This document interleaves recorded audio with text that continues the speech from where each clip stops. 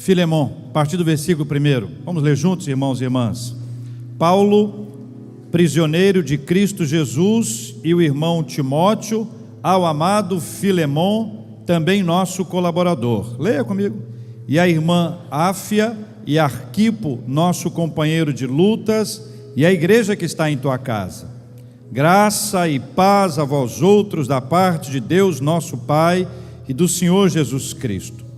Dou graças a meu Deus, lembrando-me sempre de ti nas minhas orações, estando ciente do teu amor e da fé que tens para com o Senhor Jesus e todos os santos, para que a comunhão da tua fé se torne eficiente no pleno conhecimento de todo o bem que há em nós para com Cristo. Versículo 7. Pois, irmão, tive grande alegria e conforto no teu amor, porquanto o coração dos santos tem sido reanimado por teu intermédio. Pois bem, ainda que eu sinta plena liberdade em Cristo para te ordenar o que convém, prefiro todavia solicitar em nome do amor, sendo que sou Paulo, o velho, e agora até o quê? Prisioneiro de Cristo Jesus. Sim, solicito-te em favor do meu filho Onésimo, que gerei entre algemas. Ele antes te foi inútil, atualmente, porém, é útil a ti e a mim. Eu te envio de volta em pessoa. Que mais diz a Bíblia?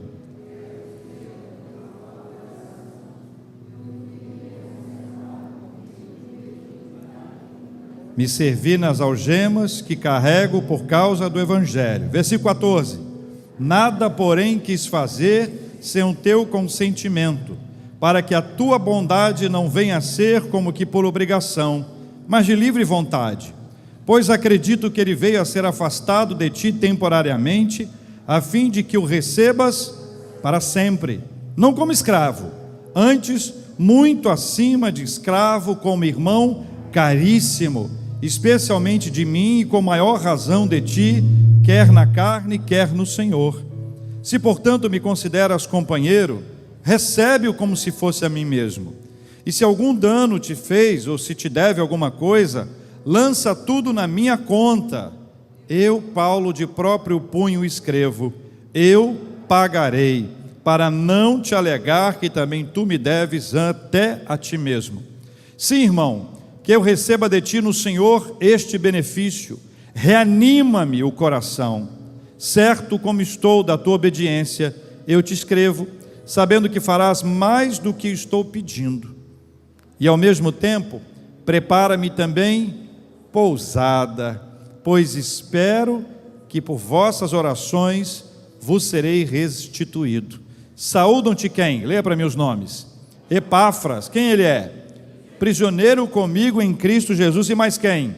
Marcos, Aristarcos, Demas e Lucas, meus cooperadores. 25. A graça do Senhor Jesus Cristo seja com vosso espírito. Pai, nós te agradecemos pela tua palavra e clamamos no sangue de Jesus que o Senhor nos alimente e nos fortaleça espiritualmente nessa hora.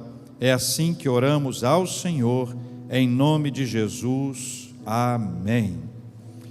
Meus irmãos, solitude, solidão e solidariedade. Você precisa descobrir as riquezas da solitude. Você precisa descobrir as riquezas da solitude. Edward Gibbon, ele é um historiador inglês, autor de livros como A História do Declínio e Queda do Império Romano, afirmou que a solitude é a escola dos gênios. Ele discorre sobre a força criativa encontrada no próprio indivíduo que se dedica a ouvir a si mesmo. Ele atribui à solitude um tempo a sós, em que você se descola de qualquer coisa externa e desenvolve um tempo de reflexão e de meditação. Aliás, ele também afirma que a solitude é um processo muito importante de meditação. Sócrates ficou muito conhecido por uma frase que ele não criou. A frase é: conheça-te a ti mesmo. É provável que essa frase tenha sido de Tales, o primeiro filósofo. De alguma forma, essa frase é um dos inscritos no oráculo de Delfos. Conheça-te a ti mesmo, dizia Sócrates. Sócrates dizia ainda que ele recebeu de Deus um chamado para que pudesse trazer para as pessoas um desafio. E o desafio era: atenienses, deixem de cuidar das coisas para que vocês cuidem de si mesmos. Sócrates dizia que uma das coisas mais importantes é deixar de cuidar de coisas para cuidar de pessoas. E na visão dele, segundo o chamado que ele mesmo afirma ter recebido, era para cuidar de si mesmo e não das coisas e nem da vida alheia. O exemplo daquela época é um texto, e o texto é assim: deixem de debruçar à janela para espionar ou encontrar defeitos no outro. A proposta é que eu e você deixemos de observar o que se passa na vida do outro para focarmos na nossa própria vida. Se naquela época isso era um problema, eu pergunto a você, hoje ainda é? Você reconhece que existem pessoas muito interessadas na sua vida? Você reconhece que existem muitas pessoas preocupadas com a sua vida, preocupadas a observarem a sua vida, a analisarem a sua vida, a examinarem a sua vida? Percebe isso ou não? Quantos sims nós temos hoje? Percebe? Se percebe, diga sim. Olha, sério? Sócrates dizia isso. Ter um chamado de Deus, ele dizia, para exortar os atenienses a deixarem de cuidar de coisas para cuidarem das pessoas. E o que se via nesse âmbito é que o seu desafio era a busca do autoconhecimento, por isso conheça-te a ti mesmo. Essa perspectiva é importante dentro desse âmbito que envolve a solitude, um tempo a sós com você mesmo, um tempo a sós para você meditar. A Bíblia fala de conversas com a sua própria alma. O apóstolo Paulo, escrevendo aos Coríntios, aos irmãos de Corinto, diz: examine-se, pois, o homem a si mesmo. Lá em 1 Coríntios 11, versículo 28, é a ideia do exame, é uma prova. A proposta do apóstolo Paulo é que ocasionasse, que fosse realizada um exame, uma prova da sua própria vida.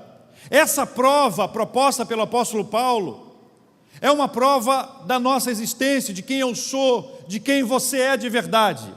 Quando o apóstolo Paulo nesse texto se apresenta em duas ocasiões como prisioneiro de Cristo, ele não está dizendo apenas que ele está encarcerado. O encarceramento era uma coisa física, era fácil de se identificar. O que Paulo está dizendo é mais profundo que isso. Paulo está dizendo que ele é um prisioneiro, que ele está preso a Cristo, e não apenas que ele está encarcerado do ponto de vista físico. Quando ele traz essa realidade, isso é fruto de uma meditação, isso é fruto de um momento a sós com Deus, é fruto da ação do Espírito Santo na vida dele, como o Espírito Santo age na nossa vida para mostrar quem nós somos de verdade. Sabe, a gente está vivendo com muita aparência, tudo para a gente é imagem, tudo para a gente é imagem. A geração hoje, dos adolescentes para cima especialmente, envolvendo as crianças também, é muito imagem, tudo é imagem, e nós precisamos compreender para descobrir quem nós somos de verdade. É necessário que haja um exame, uma prova, quem sou eu, ou quem é você de verdade.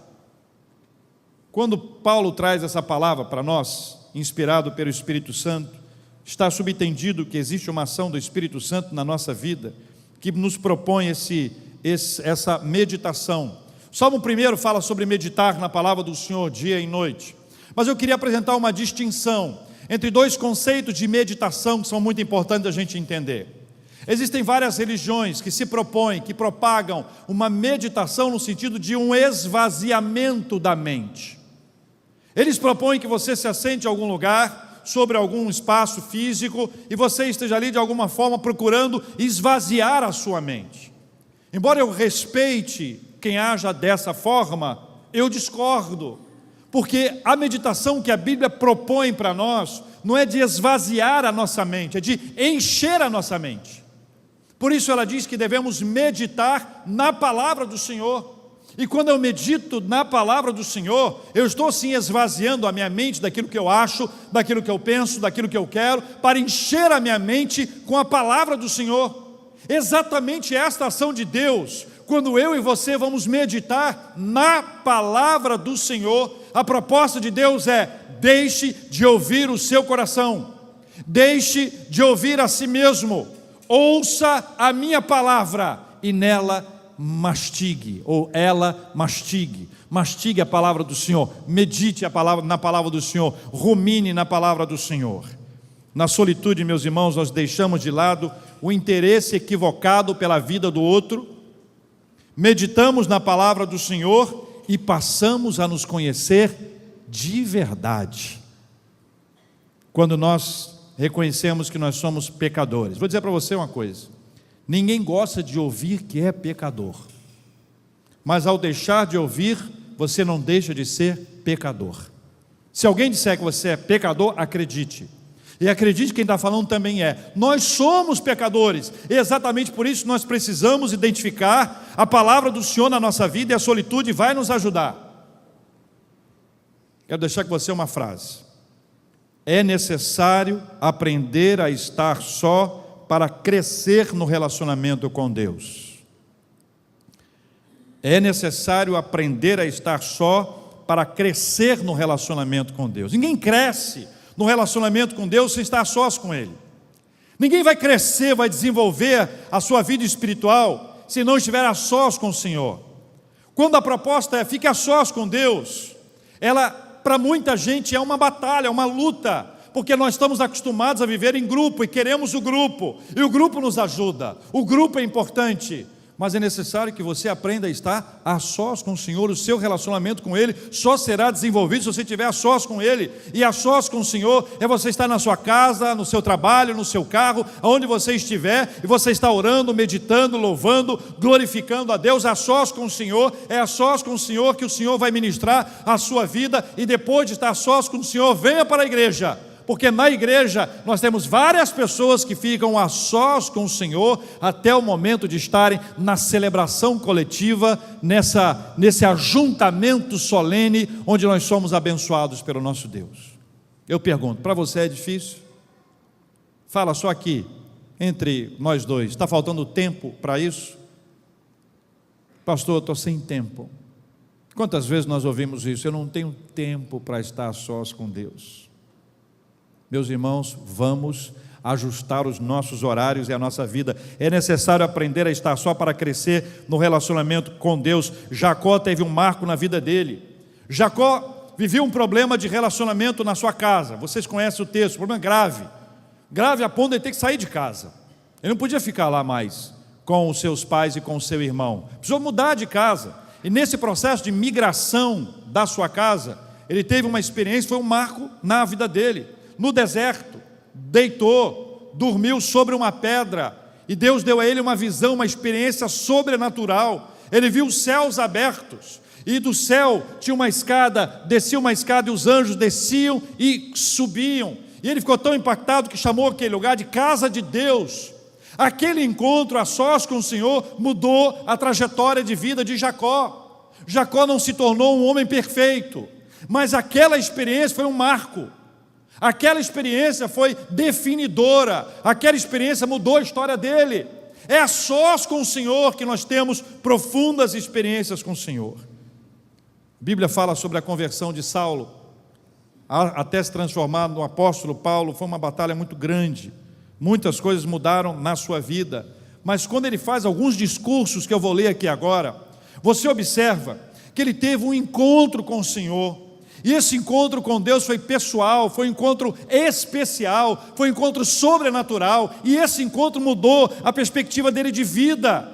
Quando o apóstolo Paulo diz assim: alegrei-me sobremaneira no Senhor, porque agora, irmãos, uma vez mais renovastes a meu favor o vosso cuidado, o qual também já tinhas antes, mas vos faltava oportunidade. Escuta, ele diz assim: digo isso por causa da pobreza. Por quê? Porque eu aprendi, gente, a viver contente em toda e qualquer situação. Eu aprendi tanto a ser humilhado, como também a ser honrado, de tudo em todas as circunstâncias. Eu já tenho experiência tanto de fartura como de fome, assim de abundância como de escassez. Eu tudo posso naquele que me fortalece. Isso é resultado de alguém que esteve a sós com Deus. Isso é resultado de alguém que experimentou a solitude. É alguém que teve uma experiência com o Senhor e aprendeu nessa experiência a desenvolver o seu relacionamento com o Pai. Não se furte desse momento. Uma outra ocasião, já em Timóteo, 2 Timóteo 1,12, Paulo diz assim: porque eu sei em quem tenho crido.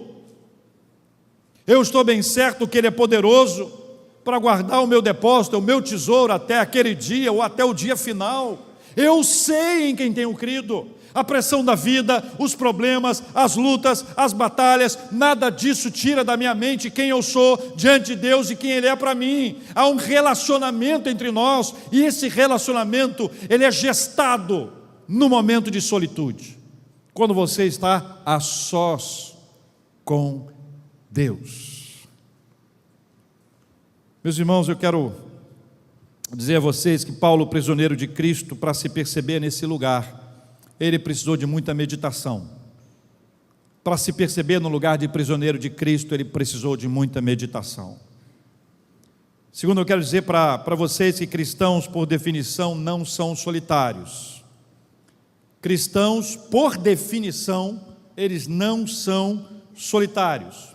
A Bíblia diz que o cristão é templo do Espírito Santo. 1 Coríntios, capítulo 6, versículos 19 e 20. Acaso não sabeis que o vosso corpo é santuário do Espírito Santo que está em vós?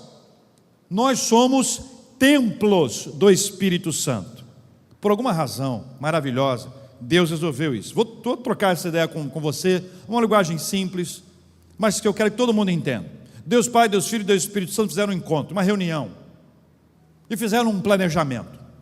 E disseram: esse povo que está lá, se não tiverem expectativa da vinda do Messias, esse povo vai morrer, e esse povo não receberá a salvação. Decisão: Jesus Cristo vai. Toda a expectativa da vinda de Cristo promoveu para eles uma fé na vinda do Messias, no Salvador, a fé naquele que viria.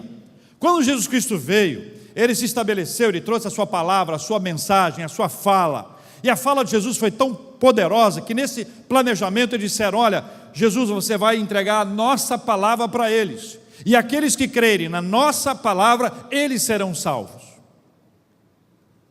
E depois eles disseram nessa reunião hipotética: olha, mas depois que você, meu filho, Jesus Cristo, voltar para casa, se eles ficarem sozinhos, eles vão se perder, eles precisam do Espírito Santo. E aí nesse processo, nesse planejamento celestial, Deus enviou Jesus Cristo para morrer em nosso lugar e nos dar a salvação. Deus enviou o seu Espírito Santo para nos confrontar, para nos exortar, para nos abençoar, para nos encher da sua presença. O cristão nunca está sozinho, porque o Espírito Santo está com ele. Um cristão nunca pode chamar-se de solitário, porque cristãos, por definição, não são solitários, porque aonde estiver um cristão, ali estará o Espírito Santo com ele. Amém, meus irmãos? Você vai fazer uma viagem para a Europa, vou sozinho? Vai não, o Espírito Santo está com você. Você vai para uma prova difícil, sozinho? Vai não, o Espírito Santo está com você. Você vai para o centro cirúrgico, vai sozinho? Vai não, o Espírito Santo está com você. No momento de dor, em que todas as pessoas te abandonarem, e você estiver ali aparentemente sozinho você não estará, sabe por quê? Porque o Espírito Santo está com você. Por isso cristãos, por definição, não são solitários. Segundo, quem é templo do Espírito Santo? Eu tenho o Espírito Santo, você tem o Espírito Santo, nós somos atraídos. Quem nos atrai é o Espírito Santo. Só isso para explicar as pessoas que nós começamos a nos identificar, não por conta das tradicionais identificações. características, mora num lugar, torce pelo mesmo time, trabalha na mesma área, tem filhos da mesma idade. O que nos faz? O que permite que nós nos aproximemos e criemos um vínculo com pessoas com as quais nós não temos essas tradicionais características de aproximação? O Espírito Santo. É o Espírito Santo que nos usa como agente de consolação. Uma pessoa perde um ente querido, sabe, está passando uma luta, está uma enfermidade, você se aproxima dela, ora por ela, abraça a pessoa, estende a sua mão. Isso é ação de quem? Do Espírito Santo. É por isso que em tudo nós devemos dar glória a Deus. Toda ação boa que é promovida por nós é fruto da graça de Deus na nossa vida. Cristãos são atraídos uns para os outros por conta da ação do Espírito Santo. E veja, olha nesse texto aqui, veja o versículo 1, olha para mim no versículo 1, cite só os nomes das pessoas. Vou dar o versículo, você vai me dizer quantos nomes de pessoas estão aí. Versículo 1, nome de pessoa: Paulo. Quem estava com ele? Timóteo. Escreveu a quem? Filemão. E mais a quem? Versículo 2, Áfia. E pula para o versículo 23, saúdam-te quem? Epáfra. Versículo 24, Marcos, Aristarco, meus.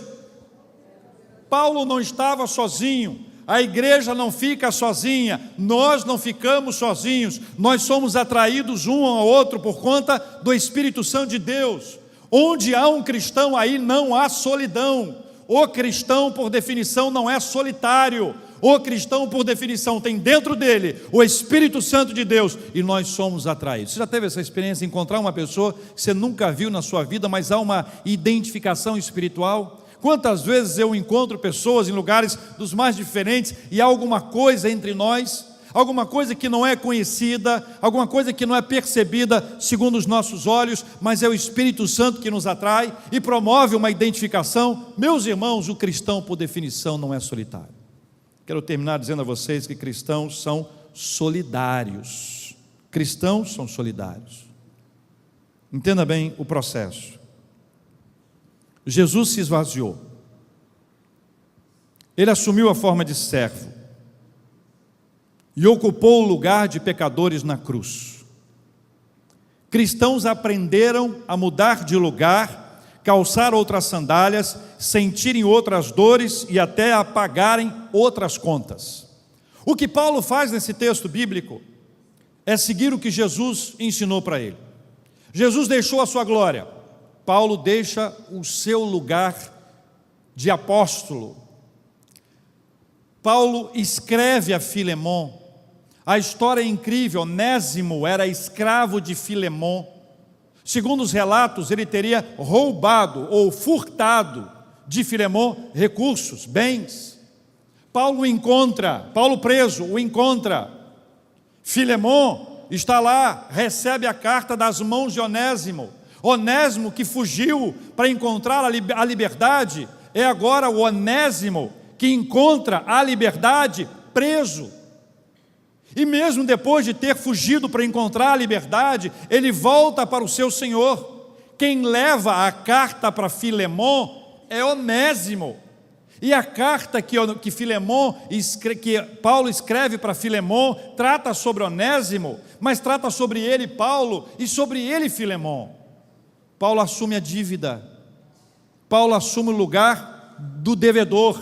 Paulo diz: a tua conta eu pago, e escreve. Chega a escrever de próprio punho, para que não houvesse dúvida: eu estou assumindo esta dívida. Se ele te prejudicou em alguma coisa, eu assumo essa dívida. Cristãos são solidários. Cristãos calçam as sandálias dos outros. Cristãos assumem o lugar do outro. Cristãos se colocam no lugar do outro. É isso que acontece. Esse texto descreve para a gente de maneira extraordinária esse momento do apóstolo Paulo se esvaziando, e para chegar nesse ponto é necessário entender que Cristo se esvaziou. Filipenses capítulo 2, versículos 6 e 7 diz que ele se esvaziou. É tão bonito, ele se fez servo. A versão King James diz, ele fez-se sem reputação. A nova versão internacional, ela diz que ele se fez nada. Cristo se fez nada. Cristo se fez sem reputação. Nós precisamos nos maravilhar com esse tipo de postura, com essa humildade. Nós precisamos nos maravilhar com essa atitude de Cristo, que deixa a sua glória, que se esvazia da sua glória e assume o papel de servo. Jesus não fazia nada por egoísmo. Jesus trata esse assunto de uma forma tão extraordinária, que deve nos levar a ter a mesma atitude que ele teve. E é isso que Paulo aprende. Paulo, ao ser abençoado com o Espírito Santo de Deus, ao ser convertido a Jesus Cristo, Paulo aprende que ele não é nada. Embora ele tivesse autoridade, embora nessa circunstância ele fosse o Senhor, ele se faz de servo. Ele toma o lugar do outro, ele compra a briga do outro, ele assume a dívida do outro como se fosse dele. Com quem que ele aprendeu isso? Com quem que Paulo aprendeu? Com Jesus. Com quem que eu e você precisamos aprender? Com Jesus. Calvino, sobre esse assunto, disse uma frase: Jesus abriu mão do seu direito. Tudo o que é exigido de nós é que não nos assumamos além do que devemos. Quero terminar dizendo, irmãos, com Jesus aprendemos a assumir o lugar do outro. Com Jesus aprendemos a assumir o lugar do outro. Primeiro, Jesus deixou a sua glória. Segundo, Jesus assumiu o lugar de servo para levar esses servos à sua glória, para levar esses servos a glorificarem a Deus. Solitude, solidão, solidariedade. Para chegarmos a Deus, para crescermos espiritualmente, nós precisamos de tempo a sós com Ele.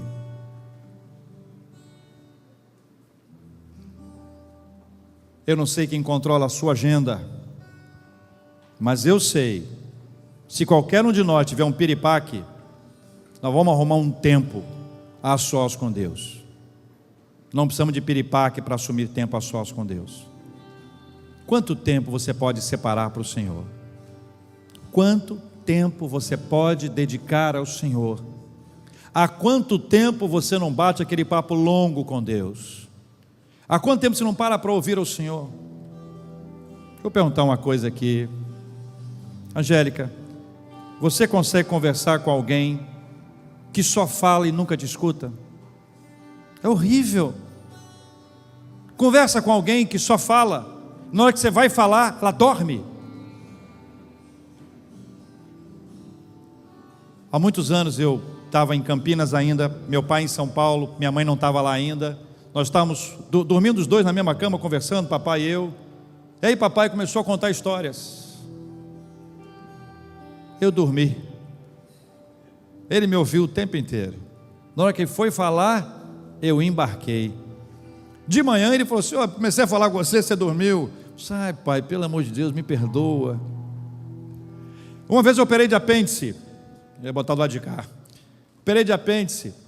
E eu passei muito mal pós-operatório. Aí eu estava no seminário. E estava com um colega de quarto. No seminário a gente chama de véia. Quem mora no mesmo quarto é véia. É uma terminologia meio estranha, mas é verdade. E aí eu e a minha véia conversando, olha como é que fica estranho. Eu e a minha véia conversando.